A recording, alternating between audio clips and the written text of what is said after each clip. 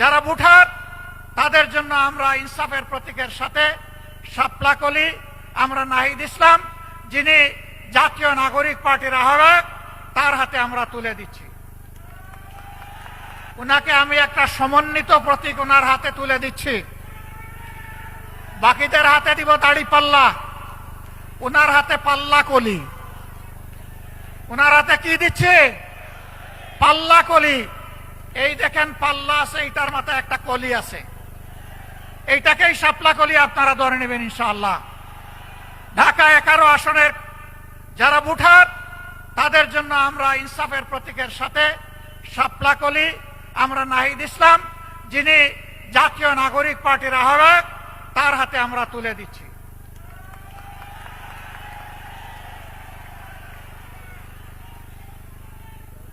এটি ঢাকা 11 আসন। এবার ঢাকা 12 আসন। ঢাকা 12 আসনে বাংলাদেশ ইসলামী ছাত্র শিবিরের সাবেক কেন্দ্রীয় সভাপতি, বাংলাদেশ জামাতে ইসলামীর কেন্দ্রীয় নির্বাহী পরিষদের সম্মানিত সদস্য জনাব সাইফুল আলম খান মিলন, তার হাতে আমরা পাল্লা তুলে দিলাম।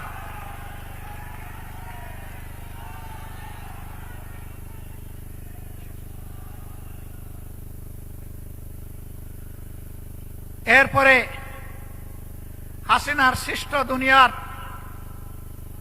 জাহান্নাম সম আয়নাগরের বাসিন্দা আমাদের কলিজার টুকরা ব্যারিস্টার আহমদ বিন কাসেম আরমান, যিনি 14 আসনে ন্যায় এবং ইনসাফের পক্ষে, জনগণের অধিকারের পক্ষে লড়াই করে ইনশাআল্লাহ বিজয় ছিনিয়ে আনবেন, তার হাতে আমরা পাল্লা তুলে দিলাম।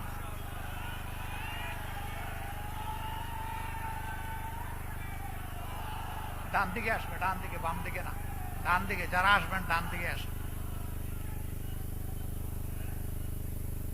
এরপরে পার্শ্ববর্তী আসন ঢাকা 16 আসনে সেনাবাহিনীর সাবেক একজন কর্মকর্তা কর্নেল জনাব আব্দুল বাতেন সাহেবের হাতে আমরা ইনসাফের প্রতীক দাড়িপাল্লা তুলে দিচ্ছি।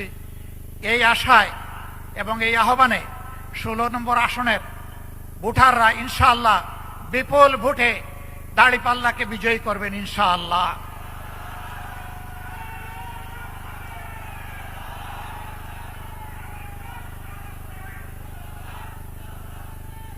এবার ঢাকা 17 আসনে একজন দক্ষ চিকিৎসক,